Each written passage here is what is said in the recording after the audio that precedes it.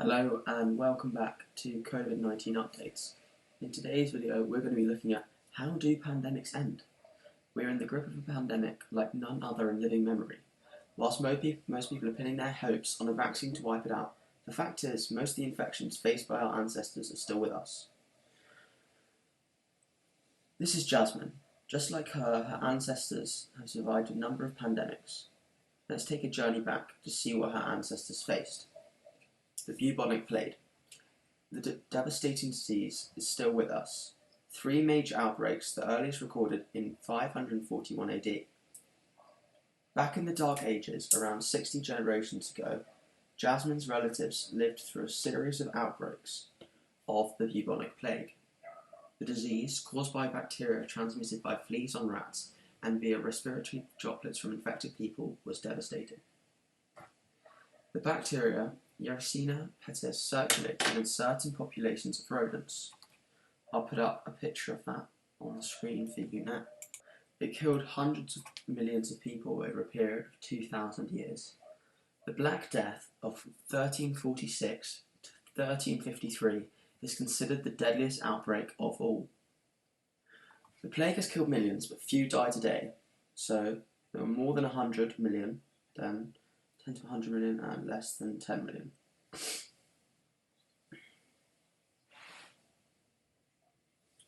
It is believed that disease, which caused its swollen and infected lymph nodes, called buboes, was finally brought under control via strict quarantining and improved sanitation, among other things. But none of this could have happened without an understanding of how transmission occurred, says Stephen Riley, Professor of Infectious Disease Dynamics at Imperial College London. This is something that still applies today. Once you have the knowledge and you share the knowledge, then you are able to take measures to push transmission much lower, he says.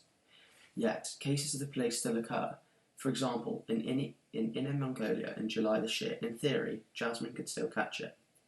Numbers are low though, and the disease can now be successfully treated with antibiotics. Smallpox, the virus wiped out by science. Various major outbreaks, the earliest recorded in 1520. Hundreds of years later, Jasmine's ancestors faced the spectre of smallpox. The disease caused by virus variorum minor is one of the deadliest known to humans. It caused fluid-filled pustules to develop all over the body, and at its height, about 3 out of every 10 people with the disease died. It could be spread via droplets from an infected person's nose or mouth via their sores. The virus, variant minor, has no animal host. Like the plague, smallpox killed hundreds of millions of people, 300 million in the 20th century alone. But no one dies today.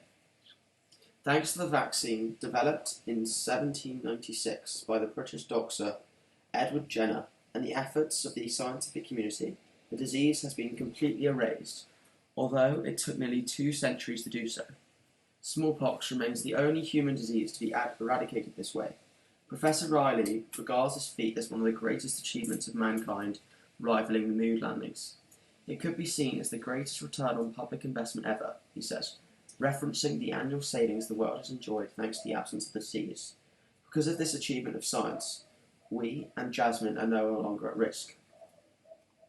Cholera, the disease endemic in low-income countries. Various outbreaks to present day, with a major pandemic in 1817. The disease, caused by contaminated food or drinking water, has killed millions of people in 7 pandemics, according to the World Health Organization. The bacteria Vibrio chloride is found in contaminated water and food. That's the image that you can see on the screen. But, while improved hygiene and sanitation in the West has removed the threat of the disease, it remains endemic, or common, in many low-income countries and kills between 100,000 and 140,000 people every year, according to the World Health Organization. Cholera has killed millions and thousands still die. So the overall estimated deaths are 40 million, the current deaths are 95,000. Every year, basically. You plumb your way out of cholera, says Professor Riley. If the plumbing goes wrong, it can spread very quickly.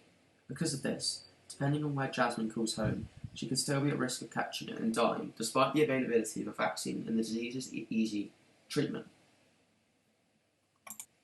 Influenza, the seasonal threat. Various pandemics between the 1800s and 2010. Jasmine's family would have lived through a number of flu pandemics. The biggest recorded was in the early 20th century, around the time of her great-great-grandparents. The 1918 influenza pandemic, sometimes referred to as the Spanish flu, was the most severe outbreak in recent history, killing almost 50 to 100 million people worldwide. Much like with the new coronavirus today, isolation and quarantine slowed commission. The H1N1 virus caused the Spanish flu pandemic. After two waves between the 1918 and 1920, the particular H1N1 strain of flu faded away to become the most benign version that circulates every year.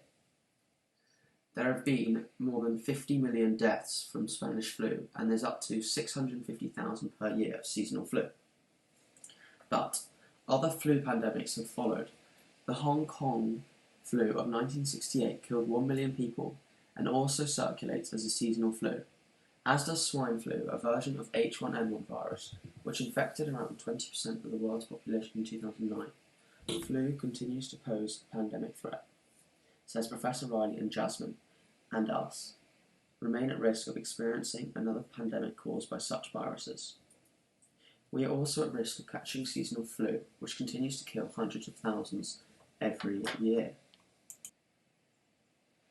HIV and AIDS, the continuing pandemic.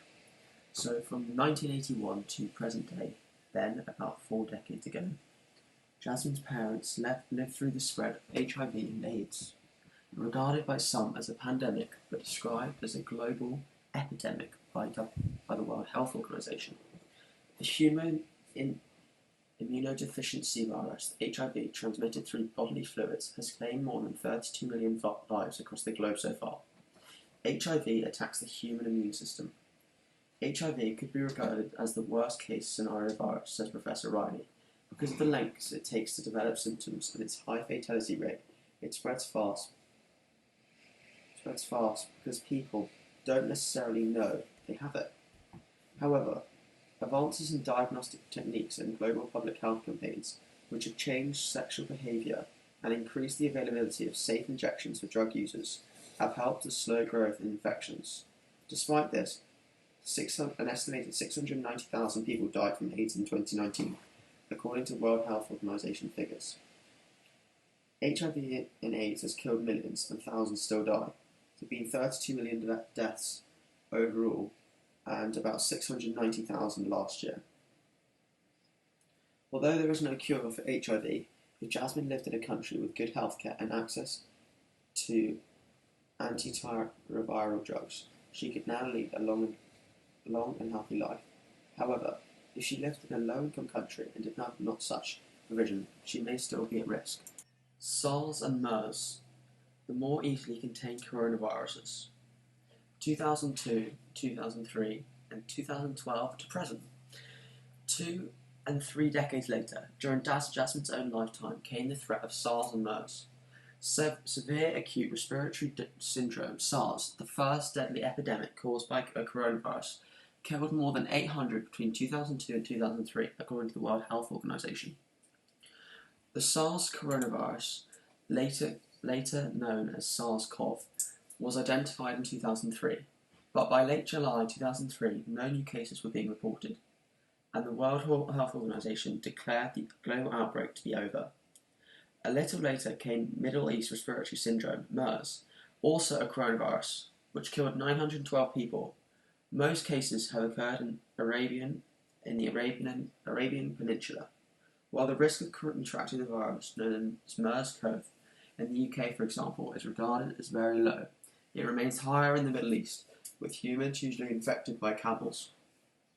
SARS has killed over 800 people. Unfortunately, there are no current deaths. As such, while Jasmine could still catch MERS, the risk is low in most countries.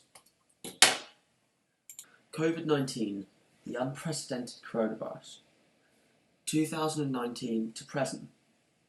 Now, in Jasmine's and our lifetimes, we are facing the spectre of new SARS coronavirus, which triggers the respiratory disease COVID-19.